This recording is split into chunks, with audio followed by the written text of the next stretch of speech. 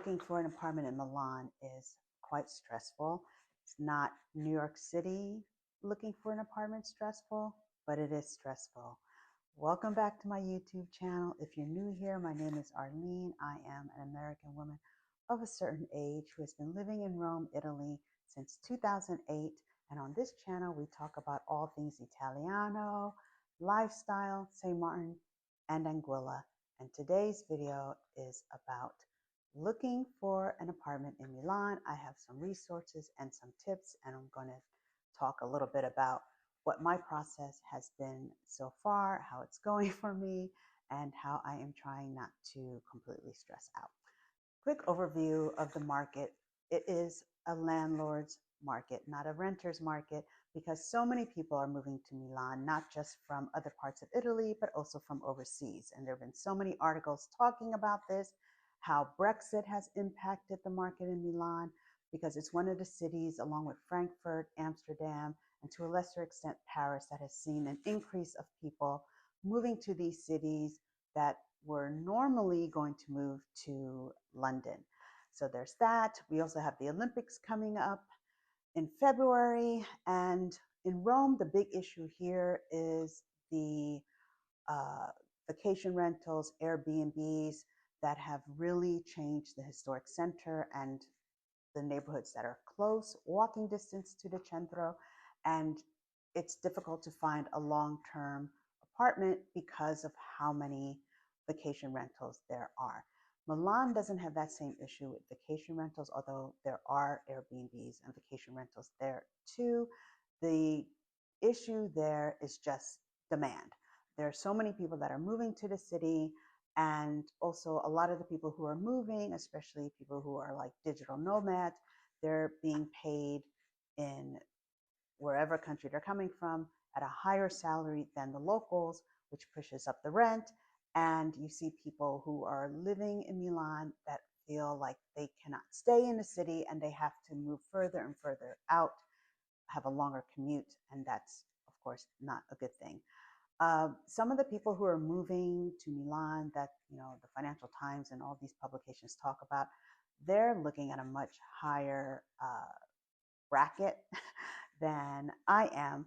My issue is the fact that many of the apartments that I see are furnished, because the larger apartments, of course, unfurnished, maybe because families are moving and they have their own furniture. But for me, I need like a small 2-bedroom or a 1-bedroom that has a nook or something that I can make my office or studio.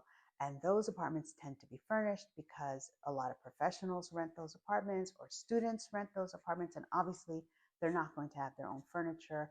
And I would say like 85%, 90% of the apartments that I saw online were furnished, and some were not furnished in a way that I would, not for me.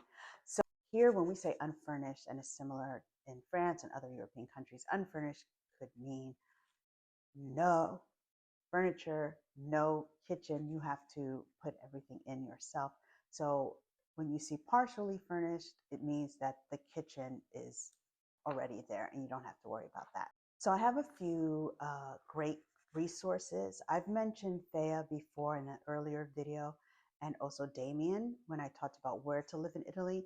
They're great. They help people who are interested in moving to Italy. They have fantastic contacts with immigration lawyers that can help you with your visa, and just the overall, big picture, you're moving to Italy. But they also help with finding a home in Italy, or an apartment in Italy, a house, a home, vacation home. They're great. I'm going to link to their websites below. And then we have Barbara, as we say in Italian, versus Barbara. And she is a licensed real estate agent, and she works closely with the Federation of Real Estate Agents here in Italy, but she does not have listings of her own. And she helps you, again, find your home in Italy, whether you are moving here for work and you need help finding an apartment, or you are looking for a vacation home, a second residence. They help with that and walk you through the entire process. And then we have Martina, who is with Christie's, And this is a funny story. So when I went to Alysa's pop-up, which I did a short about that pop-up, and it's on my channel, I bumped into my Italian teacher, and she mentioned to someone, oh, Arlene is moving and she's looking for a place in Milan. And this woman said, oh, you should reach out to my former colleague and my friend Martina. She's great. She's wonderful. And then my friend Alysa was like, then Alysa said, I know Martina because Martina's husband went to university or maybe law school with Alyssa's husband. And so we all took a photo and then we sent it to Martina. Martina's like, reach out to me. When I heard she worked at Christie's, I said to my friends, I don't have Christie's money, right? I'm not looking for that type of apartment, something that's 6,000, 15,000, 20,000 euros a month. And Martina says, no, we also do other types of listings. Not all our properties are in the high luxury brackets. There are websites that you can use to look for an apartment, not just in Milan, all over Italy. And the three most popular are Idealista, Immobiliare, and also Casa. Although someone told me that Casa and Idealista have identical listings. I'm not sure about that. But the great thing about these websites is you can use the filters. And when you first go on the website, and let's say you're looking at Milan and you're like, oh my goodness, there's 12,000 apartments in Milan for rent. Why do people say it's difficult to find an apartment? There's so many. But then you have to put the filters in, for location, the size of your apartment, how much do you want to spend, the square footage of the apartment. Also, do you need an elevator? Do you want I think air conditioning is listed. Yeah, air conditioning. There are other things that you can use to filter your search. And then you might see like 40 apartments.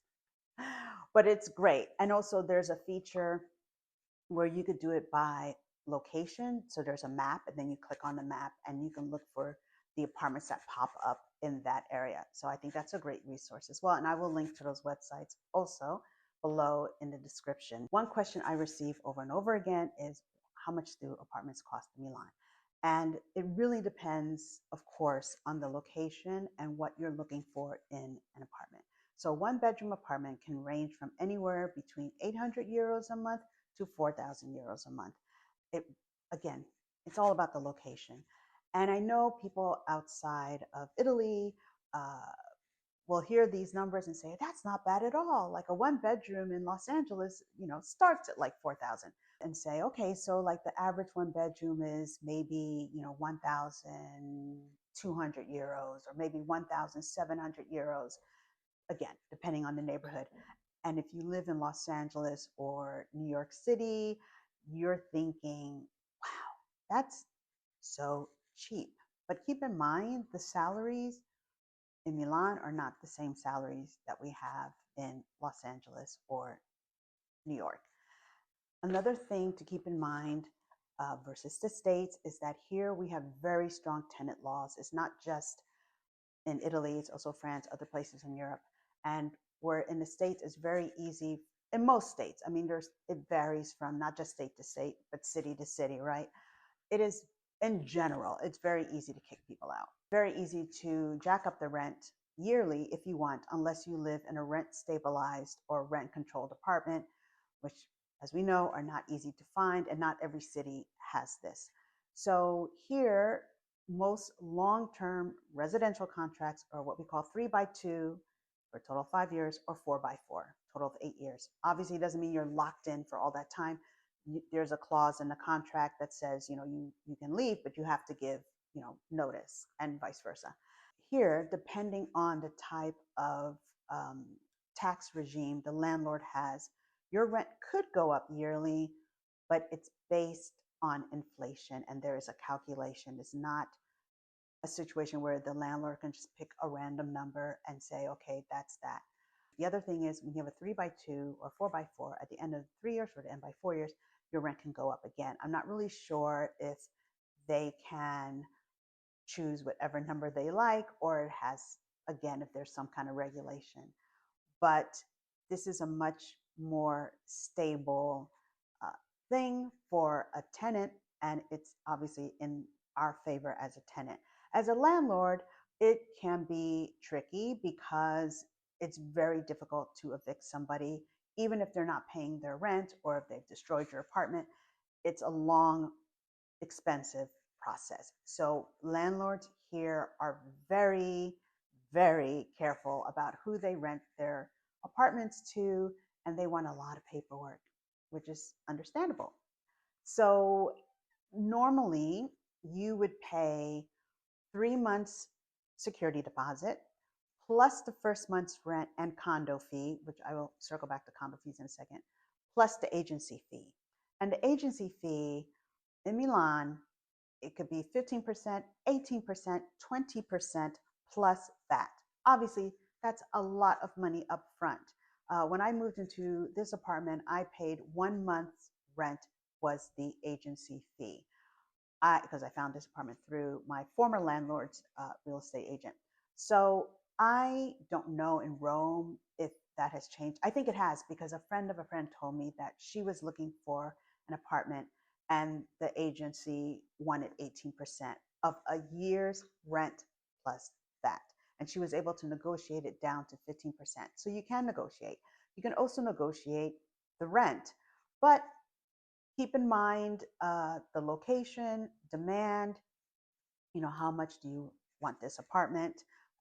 It doesn't hurt to ask. If you're self-employed, like I'm self-employed, that also can be more difficult to find an apartment because you don't have a contract, say, with Prada, where they say, this is what this employee is making every year. You're getting paid every 2 weeks or every month.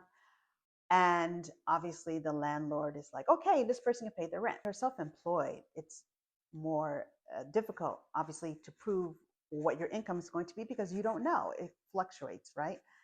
So a friend of mine who really wanted this particular apartment, and she is self-employed, she works on commission, and she works in real estate, so she knows the market. She put up a year's rent in order to get this apartment. Another friend of a friend, she again works for herself. Most of her clients are in Italy, but she also has some American clients as well. She works in communications, and she wanted this particular apartment. So, she had to pay the agency fee, but the landlord would not budge and said that, they wanted a year's rent. So she paid a year's rent up front so she could secure this apartment and get the contract. So that's just the market. And that was here in Rome, the last two examples. That's not even in Milan. So that's something to keep in mind. I have a letter of reference from my current landlord. I have my Italian tax returns because I think it makes more sense to give them those returns versus my American returns. I mean, the amount is the same, but I have a partita IVA, so I'll just give them that. Like, I'm finding an apartment in Milan and I have to move out of my apartment in Rome by the end of the year. So I don't really have time to joke around. Let me talk a little bit about the condo fees. Something to keep in mind about condo fees is that they fluctuate. Unlike your rent, you have a contract. Depending on the type of contract, maybe your rent goes up every year, a small percentage based on inflation, but your number is pretty much locked in except for that, right? And then if you have the contract like the one I have, my landlord, the type of tax regime she's under, my rent does not go up with inflation. But with condo fees, they can increase. They could also decrease. That's less likely. I've had my condo fees go down here for a couple quarters, and then they go right back up. So in Rome, in general, your condo fees do not include heat. But I noticed in Milan, it seems that the condo fees do include heat. I don't know if that's because it's colder in Milan and the heat is on longer. That I don't know. There are quite a few things that impact your condo fee. And one of the biggest is there a doorman? If there's a doorman, your condo fee, of course, is going to be higher. Is the doorman part-time, only there in the morning, or are they full-time, morning and afternoon? Another thing, how many apartments are in the building? Because I looked at one building and one apartment.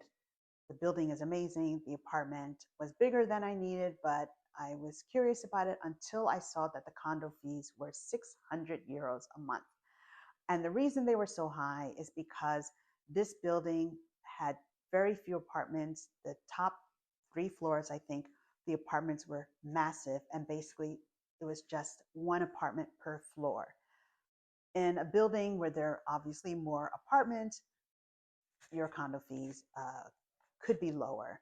Something to keep in mind when you're looking at an apartment.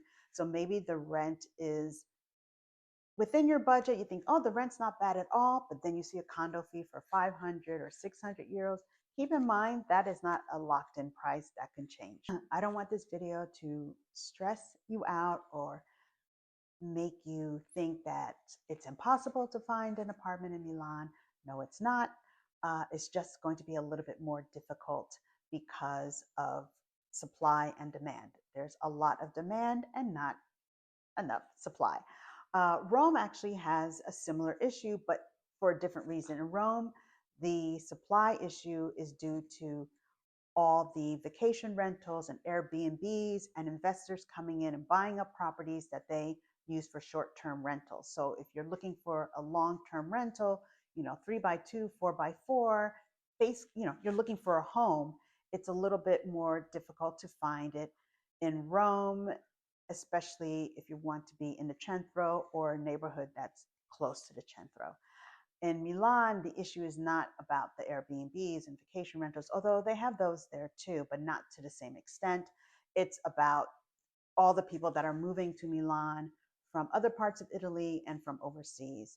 So wrapping up, I just want to say that word of mouth is a good thing. Actually, I saw online, not in person, a few fantastic apartments, but they were all furnished. And it was friends of friends or people I don't even know that well that were like, oh, so-and-so told me you were looking for an apartment. Check this one out. So they were not for me, but if you don't need an unfurnished apartment, there is definitely more apartments available, and I think will be much easier for you to find a place. I know that there are different Facebook groups where people list their apartments. Said to me, oh my gosh, the agency fees are so ridiculous. Why are you working with an agent? You already live in Italy, you speak Italian. Why don't you go directly to a landlord or just, keep trying, word of mouth? And here's the thing, like word of mouth is fine if the person that is referring you knows the landlord. But be careful of scams, because I am in a Facebook group where people have been scammed and they sent money for a deposit and there is no apartment. I mean, just people can post whatever they want online, right? So for me, working with an agent, one, I don't live in Milan already. I live in Rome. So having somebody who is in Milan on the ground, knows the agents, can, help negotiate, da da da. Knowing that when you are sending a large sum of money, because as I mentioned before, we're talking 3 months rent plus the first month's rent and condo fee, that's a lot of money up front.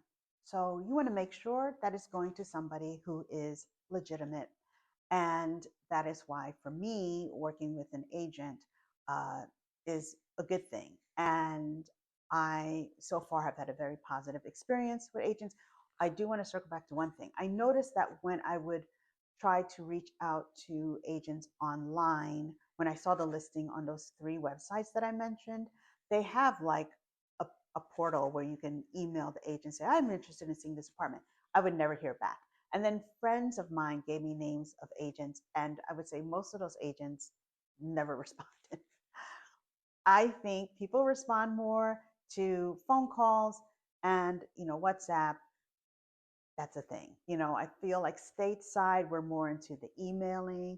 We don't like, I've been, this is not me, but I know a lot of people, especially younger people, they don't like to talk on the phone.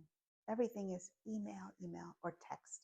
So here, though, in Italy, we do like to talk on the phone. We like to talk to people face to face. That's how we, I don't think that's changing anytime soon. That's something. Thank you for watching this video. I hope it was helpful. If you have any questions, feel free to leave them in the comments and I'll try to answer them. I will list, as I mentioned before, all the resources that I spoke about earlier in the video. I will link to them below in the description. I hope you enjoyed the rest of your weekend, and ciao for now.